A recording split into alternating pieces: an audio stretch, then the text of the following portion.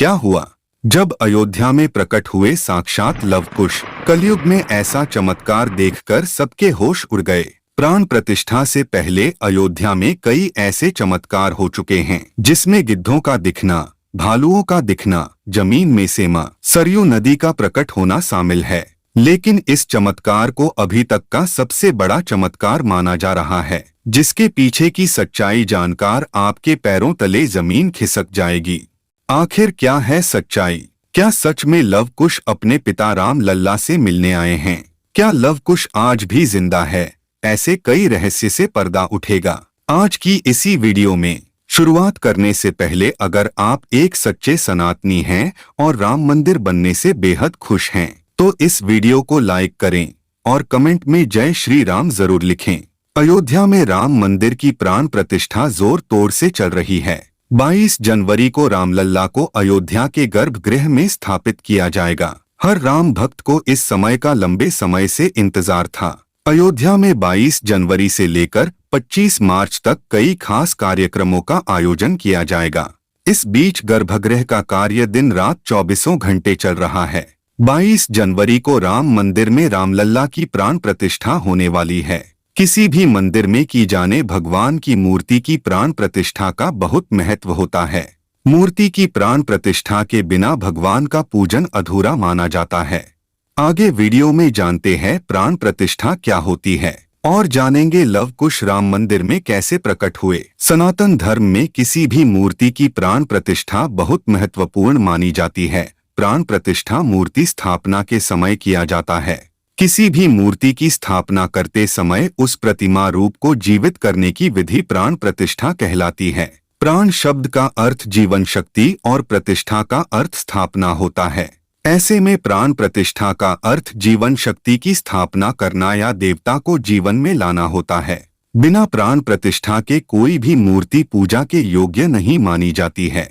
मान्यता है कि प्राण प्रतिष्ठा के जरिए मूर्ति में जीवन शक्ति का संचार होता है और वह मूर्ति देवता के रूप में बदल जाती है, अर्थात साक्षात प्रभु श्री राम अयोध्या राम मंदिर में निवास करने वाले हैं। और जब स्वयं प्रभु एक बार पुनः अयोध्या आ रहे हैं, तो उनके प्रिय पुत्र लव और कुश कैसे पीछे रह सकते हैं? क्योंकि जब प्रभु श्री राम रावण का वध और 14 वर्ष का वनवास पूरा कर अयोध्या वापस आए थे, तब अयोध्या वासियों के आरोप के कारण माता सीता को वनवास भेज दिया, जहां पर लव और कुश का जन्म हुआ। और फिर बड़े होने के बाद लव कुश अयोध्या पहुंचे थे और कुछ घंटों तक अयोध्या में ही रुके थे और इसके बाद पुनः माता सीता के पास जंगल में चले गए। यानी प्रभु की भक्ति उनके लिए बहुत भाग्यशाली साबित हुई है। लेकिन क्या लव कुश आज भी जिंदा है?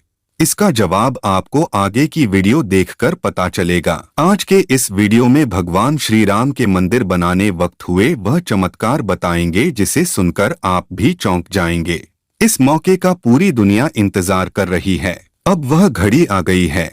अयोध्या में प्रभु श्री राम मंदिर बनकर तैयार हो चुका है। 22 जनवरी को श्री राम की प्राण प्रतिष्ठा की जाएगी। लेकिन उससे पहले ही चमत्कार के ऊपर चमत्कार देखने को मिल रहे हैं। सबसे पहला चमत्कार जब अचानक जटायु के वंशज गिद्ध आसमान में उड़ते दिखाई दिए। दोस्तों, कुछ बुद्धिजीवी लोग रामायण के होने पर ही सवाल उठा रहे हैं, मगर दोस्तों आज भी रामायण से जुड़े हुए कई सारे ऐसे सबूत मौजूद हैं जो हर किसी को मानने के लिए मजबूर कर रहे हैं। उन लोगों का मानना है कि रामायण असल में एक कहानी थी। भगवान राम ने जो पुल बनाया था लंका जाने के लिए, वह आज भी मौजूद है। उसे वैज्ञानिकों ने भी माना है। वैज्ञानिकों ने उसे देखकर कह दिया कि ये कोई प्राकृतिक नहीं है। दूसरा सबसे बड़ा सबूत रावण की लंका है। रावण की लंका आज भी मौजूद है।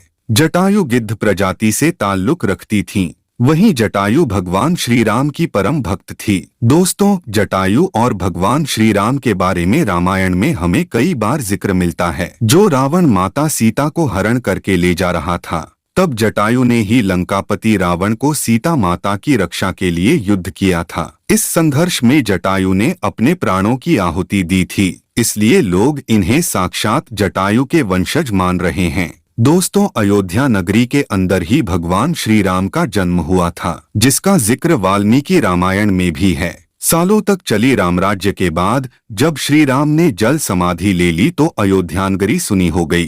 पौराणिक मान्यताओं के अनुसार उज्जैनी के राजा विक्रमादित्य जब यहाँ आखेट करने आए तो उन्हें उजाड़ भूमि पर कुछ चमत्कार दिखाई देने लगे। खोज की तो पता चला कि ये श्री राम की जन्मभूमि है।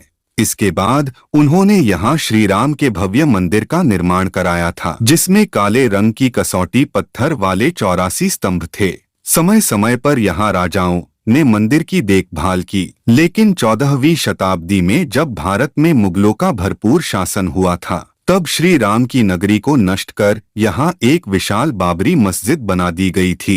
मंदिर के ध्वस्त होने के बाद कई सालों तक यह भूमि वीरान रही और किसी हिंदू सनातनी को इस क्षेत्र में आने की अनुमति नहीं थी। लेकिन पुनः श्री राम जी की कृपा हुई। यहाँ श्री राम का भव्य मंदिर बनने के बाद यहाँ आने वाले लोगों की संख्या में बहुत बड़ी वृद्धि होगी। इसे ध्यान में रखते हुए सरकार ने अयोध्या में करोड़ों रुपए का विकास कार्य किया है। राम मंदिर में प्राण प्रतिष्ठा से पहले प्रधानमंत्री श्री नरेंद्र मोदी ने अयोध्या में अनेकों अलग अलग विकास कार्यों का उद्घाटन किया है और महर्षि वाल्मीकि इंटरनेशनल एयरपोर्ट अयोध्या धाम भी लोगों को तोहफे में दिया। इस एयरपोर्ट को पूरी तरह से भगवान राम से जोड़ा गया है, जिसकी दीवारों पर भी आपको श्री राम की सजावट देखने को मिलेगी। इस एयरपोर्ट के अंदर घुसते ही हमेशा लगता है हम फिर से रामायण काल रामराज्य में आ गए हों। 14 साल का वनवास पूरा कर और रावण का वध करके जब श्री राम अयोध्या पहुँचे थे तो अयोध्या के घर घर में दिवाली मनाई गई थी। हर घर में दीपक जलाए गए थे। तो अब जब पुनः प्रभु राम अपने धाम को लौटने वाले हैं तो हम 140 करोड़ देशवासी कैसे पीछे रह सकते हैं। अयोध्या में प्रभु श्री राम का मंदिर निर्माण और रामलला की स्थापना के जश्न में 22 जनवरी को सिर्फ देश ही नहीं बल्कि पूरी दुनिया दिवाली की रोशनी से जगमग होगी। अयोध्या से पीएम मोदी ने देश के 140 करोड़ सभी देशवासियों से 22 जनवरी को अपने घर में श्री राम नामक ज्योति से अपने घर को जगमग करने का आह्वान किया है। अगर ये वीडियो आपको अच्छी लगी हो तो एक लाइक कर दें और चैनल को सब्सक्राइब कर दें। मिलते हैं किसी अन्य वीडियो में, तब तक के लिए जय श्री राम।